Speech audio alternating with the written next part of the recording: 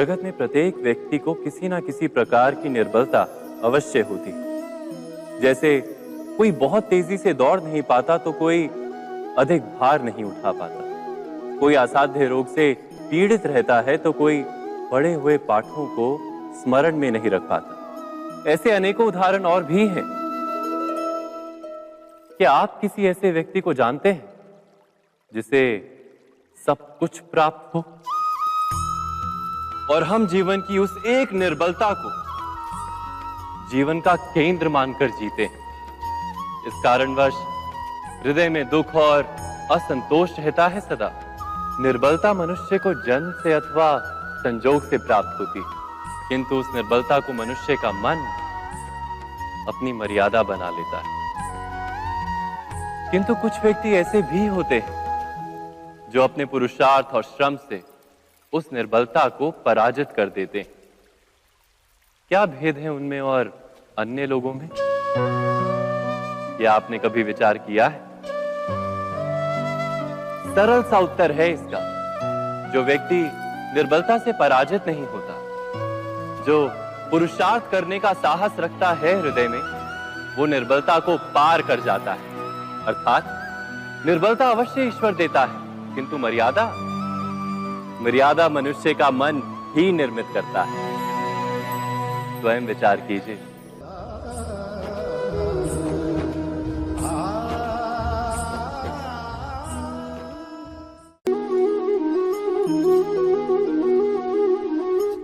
भविष्य का दूसरा नाम है संघर्ष। हृदय में आज इच्छा होती है और यदि पूर्ण नहीं हो पाती तो हृदय भविष्य की योजना बनाता है। भविष्य में इच्छा पूर्ण होगी ऐसी कल्पना करता रहता है, किंतु जीवन ना तो भविष्य में है ना अतीत में। जीवन तो इस क्षण का नाम, अर्थात इस क्षण का अनुभव ही जीवन का अनुभव। पर हम ये जानते हुए भी इतना सा सत्य समझ नहीं पाते। या तो हम बीते हुए समय के स्मरणों को घेर कर बैठे रहते हैं, या फिर आने वाले समय के लिए हम योजनाएं बनाते रहते हैं और जीवन जीवन बीत जाता है। एक सत्य यदि हम हृदय में उतार लें कि ना हम भविष्य देख सकते हैं, ना ही भविष्य निर्मित कर सकते हैं, हम तो केवल धैर्य और साहस के साथ भविष्य को आलिंगन दे सकते हैं, स्वागत कर सकते हैं भविष्य का। तो क्या जीवन का हर पल जीवन से नहीं भर जाएगा? स्वयं विचार कीजिए।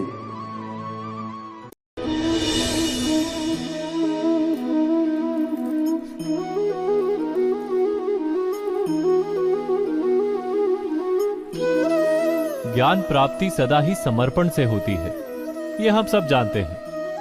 किंतु समर्पण का वास्तविक महत्व क्या है? क्या हमने कभी विचार किया? मनुष्य का मन सदा ही ज्ञान प्राप्ति में विभिन्न बाधाओं को उत्पन्न करता है।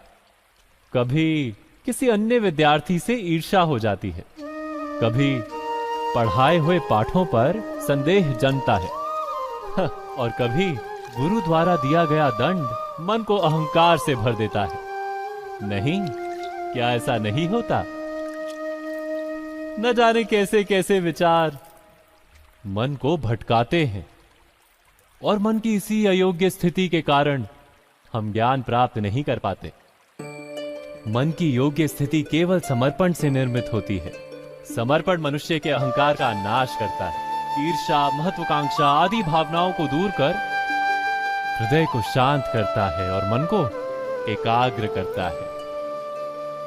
वास्तव में ईश्वर की सृष्टि में ना ज्ञान की मर्यादा है ना ज्ञानियों की।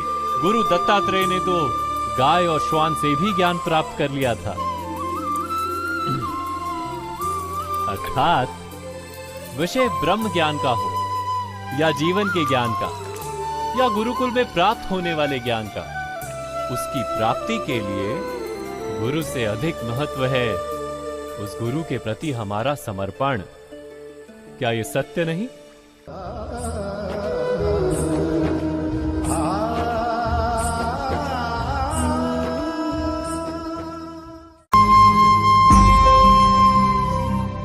प्रत्येक मनुष्य के जीवन में ऐसा क्षण अवश्य आता है जब सारे स्वप्न, सारी आशाएं, सारे दृश्य ध्वस्त हो जाते हैं। जीवन के सारे आयोजन ही बिखर जाते हैं। एक और धर्म होता है और दूसरी ओर सुख। इसी को धर्म संकट कहते हैं। जब धर्म का वहन ही संकट हो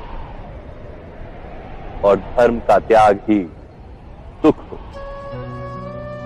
विचार कीजिए, कभी किसी स्वजन के विरुद्ध सत्य बोलने का अवसर प्राप्त हो जाता है, कभी ठीक दरिद्रता के समय सरलता से चोरी करने का मार्ग प्राप्त हो जाता है, कभी किसी शक्तिशाली राजनेता या राजा के कर्मचारी का अधर्म प्रकट हो जाता है। सबके जीवन में ऐसी घटना बनती ही रहती है। अधिकतर लोग ऐसे किसी क्षण को धर्म संकट के रूप में जान ही नहीं पाते। हमें किसी प्रकार के संघर्ष का अनुभव ही नहीं होता। सहजता से सुख की ओर खींचे चले जाते हैं, जैसे मक्खी गुड़ की ओर खींची चली जाती। वास्तव में धर्म संकट का क्षण ईश्वर के निकट जाने का क्षण होता है। यदि हम संघर्षों से भयभीत ना हो, सुख की ओर आकर्षित ना हो, अपने धर्म पर दृढ़ रहे, तो ईश्वर का साक्षात्कार दूर नहीं।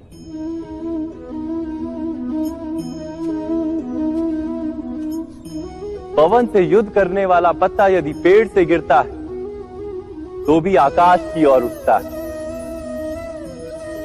पवन से झुकने वाली घास वहीं भूमि पर रह जाती है। अर्थात धर्म संकट से यदि हम संकट को ही टाल दें तो सुख तो मिलता है, जीवन बढ़ता है, किंतु क्या चरित्र नहीं टूटता? क्या आत्मा दरिद्र नहीं हो जाती?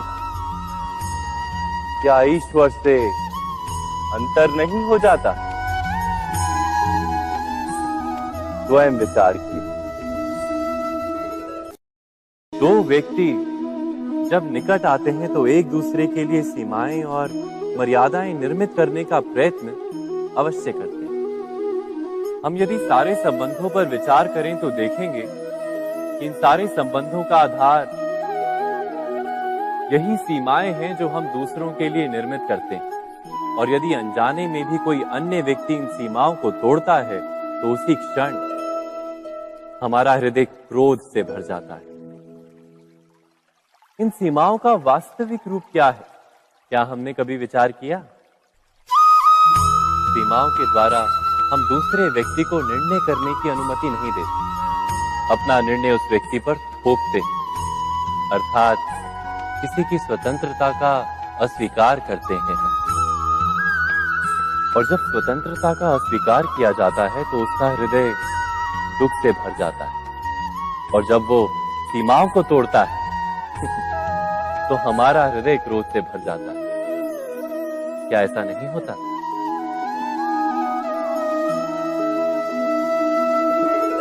पर यदि एक दूसरे की स्वतंत्रता का सम्मान किया जाए तो किसी मर्यादाओं या सीमाओं की आवश्यकता ही नहीं होती। अर्थात जिस प्रकार स्वीकार किसी संबंध का देह है, क्या वैसे ही स्वतंत्रता किसी संबंध की आत्मा नहीं? स्वयं विचार कीजिए। सबके जीवन में ऐसा प्रसंग अवश्य आता है कि सत्य कहने का निश्चय होता है हृदय में, किंतु मुख से सत्य निकल नहीं पाता। कोई भय मन को घेर लेता है। किसी घटना अथवा प्रसंग के बारे में बात करना या फिर स्वयं से कोई भूल हो जाए उसके बारे में कुछ बोलना, क्या ये सत्य है? नहीं, ये तो केवल तथ्य है। अर्थात जैसा हुआ था वैसा केवल बोल देना सामान्य सी बात। किंतु कभी कभी उस तथ्य को बोलते हुए भी भय लगता है। कदाचित किसी दूसरे की भावनाओं का विचार आता है मन। दूसरे को दुख होगा ये भय भी शब्दों को रोकता है। तो ये सत्य क्या है? क्या हमने कभी विचार किया है? जब भय रहते हुए भी कोई तथ्य बोलता है तो वो सत्य कहलाता है। वास्तव में सत्य कुछ और नहीं, केवल निर्भयता का दूसरा नाम है। और निर्भय होने का कोई समय नहीं होता, क्योंकि निर्भयता आत्मा का स्वभाव है। अर्थात क्या प्रत्येक क्षण सत्य बोलने का क्षण नहीं होता?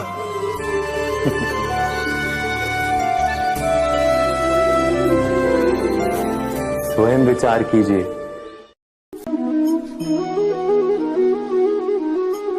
श्रेष्ठता का क्या अर्थ है? श्रेष्ठता का अर्थ है दूसरों से अधिक ज्ञान प्राप्त करना। अर्थात मूल्य इस बात का नहीं कि स्वयं कितना ज्ञान प्राप्त किया, मूल्य इस बात का है कि प्राप्त किया हुआ ज्ञान अन्य लोगों से कितना अधिक है। अर्थात श्रेष्ठता की इच्छा ज्ञान प्राप्ति को भी एक स्पर्धा बना देती है। और स्पर्धा में विजय अंतिम कब होती है?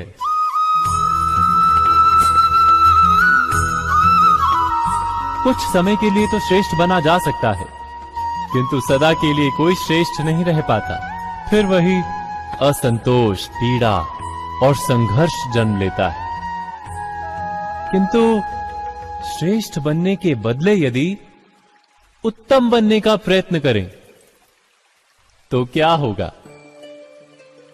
उत्तम का अर्थ है कि जितना प्राप्त करने योग्य है वो सब प्राप्त करना, किसी से अधिक पाने की इच्छा से नहीं, मात्र आत्मा की तृप्ति हेतु कुछ प्राप्त करना। उत्तम के मार्ग पर किसी अन्य से स्पर्धा नहीं होती, स्वयं अपने आप से स्पर्धा होती है। अर्थात उत्तम बनने का प्रयत्न करने वाले को देर अबेर सारा ज्ञान प्राप्त हो जाता है, बिना प्रयत्न के ही वो श्रेष्ठ बन जाता है। किंतु जो श्रेष्ठ बनने का प्रयत्न करता है वो श्रेष्ठ बने या ना बने, उत्तम कभी नहीं बन पाता।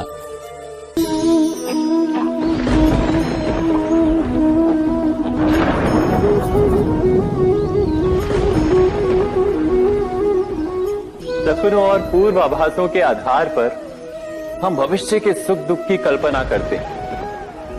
भविष्य के दुख का कारण दूर करने के लिए हम आज योजना बनाते हैं।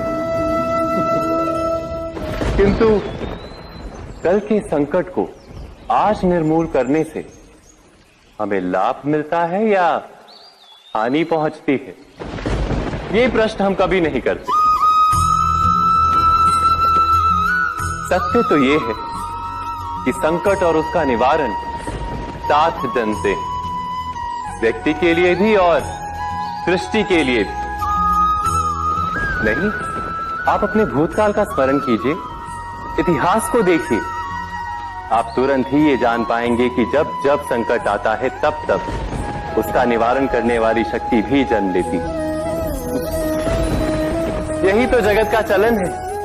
वस्तुतः संकट ही शक्ति के जन्म का कारण है। प्रत्येक व्यक्ति जब संकट से निकलता है तो एक पद आगे बढ़ा होता है, अधिक चमकता है, आत्मविश्वास से अधिक भरा होता है, न केवल अपने लिए अपितु विश्व के लिए भी। क्या ये सत्य नहीं? वास्तव में संकट का जन्म है एक अवसर का जन्म, अपने आप को बदलने का, अपने विचारों को ऊंचाई पर करने का अवसर, अपनी आत्मा को बलवान और ज्ञान मंडित बनाने का अवसर। जो ये कर पाता है उसे कोई संकट नहीं होता, किंतु जो ये नहीं कर पाता वो तो स्वयं एक संकट है विश्व के लिए। विचार कीजिए।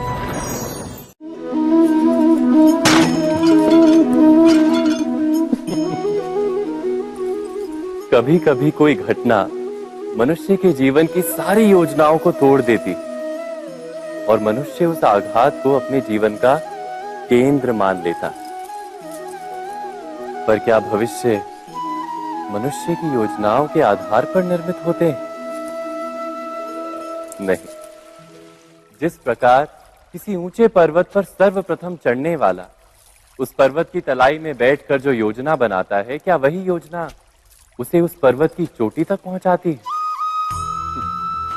नहीं। वास्तव में वो जैसे जैसे ऊपर चढ़ता है वैसे वैसे उसे नई नई चुनौतियां, नई नई विडंबनाएं, नए नए अवरोध मिलते हैं।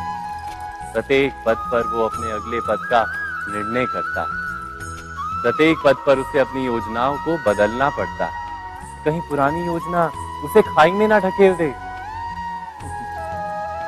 वो पर्वत को अपने योग्य नहीं बना पाता, केवल स्वयं को पर्वत के योग्य बना सकता है। क्या जीवन के साथ भी ऐसा ही नहीं? जब मनुष्य जीवन में किसी एक चुनौती को, एक अवरोध को अपने जीवन का केंद्र मान लेता है, अपने जीवन की गति को ही रोक देता है, तो वो अपने जीवन में सफल नहीं बन पाता और ना ही सुख और शांति प्राप्त कर पाता। अर्थात जीवन को अपने योग्य बनाने के बदले स्वयं अपने को जीवन के योग्य बनाना ही सफलता और सुख का एकमात्र मार्ग नहीं। स्वयं विचार कीजिए।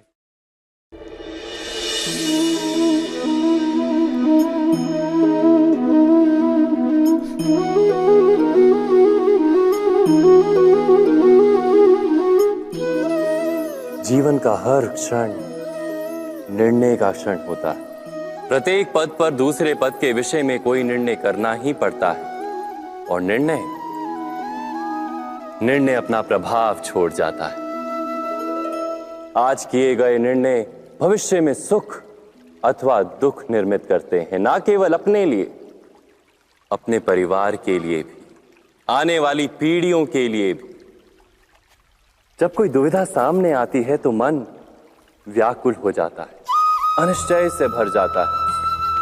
निर्णय का वो क्षण युद्ध बन जाता है और मन बन जाता है युद्ध भूमि। अधिकतर निर्णय हम दुविधा का उपाय करने के लिए नहीं, केवल मन को शांत करने के लिए लेते हैं। पर क्या कोई दौड़ते हुए भोजन कर सकता है? नहीं।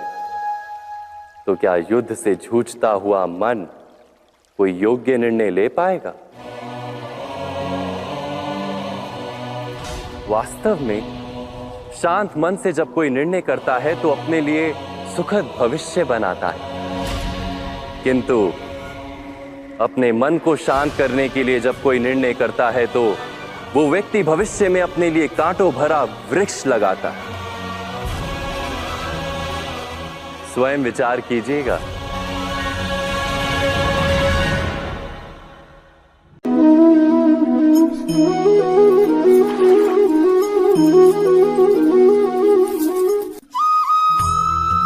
जीवन में आने वाले संघर्षों के लिए जब मनुष्य स्वयं को योग्य नहीं मानता, जब उसे अपने ही बल पर विश्वास नहीं रहता, तब वो सद्गुणों को त्याग कर दुर्गुणों को अपनाता है। वस्तुतः मनुष्य के जीवन में दुर्जनता जन्म ही तब लेती है जब उसके अंतर में आत्मविश्वास नहीं होता। आत्मविश्वास ही अच्छाई को धारण करता है। ये आत्मविश्वास है क्या?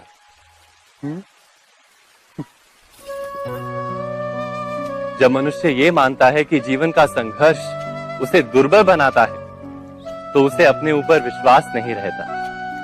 वो संघर्ष के पार जाने के बदले संघर्ष से छूटने के उपाय ढूंढने लगता है। किंतु जब वो ये समझता है कि ये संघर्ष उसे अधिक शक्तिशाली बनाते हैं, ठीक जैसे व्यायाम करने से देह की शक्ति बढ़ती, तो प्रत्येक संघर्ष के साथ उसका उत्साह बढ़ता है।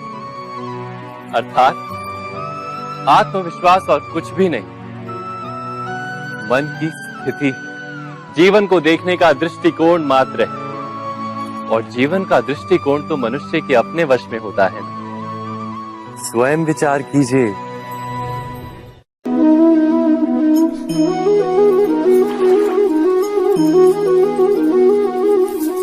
पिता सदा ही अपने संतान के सुख की कामना करते, उनके भविष्य की चिंता करते रहते। इसी कारणवश सदा ही अपने संतानों के भविष्य का मार्ग स्वयं निश्चित करने का प्रयत्न करते रहते। जिस मार्ग पर पिता स्वयं चला है, जिस मार्ग के कंकर पत्थर को स्वयं देखा है, मार्ग की छाया, मार्ग की धूप को स्वयं जाना है, उसी मार्ग पर उसका पुत्र भी चले, यही इच्छा रहती है हर पिता की। निस्संदेह उत्तम भावना है ये,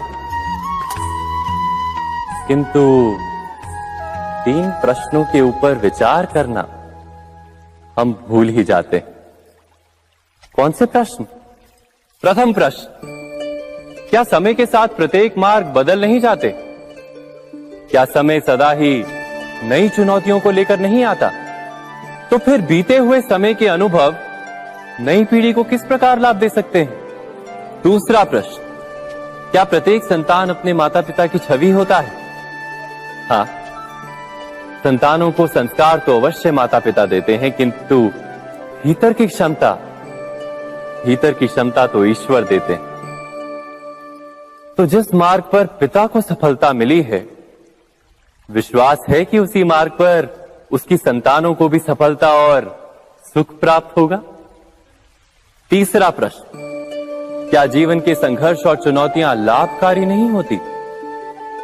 क्या प्रत्येक नया प्रश्न एक नए उत्तर का द्वार नहीं खोलता?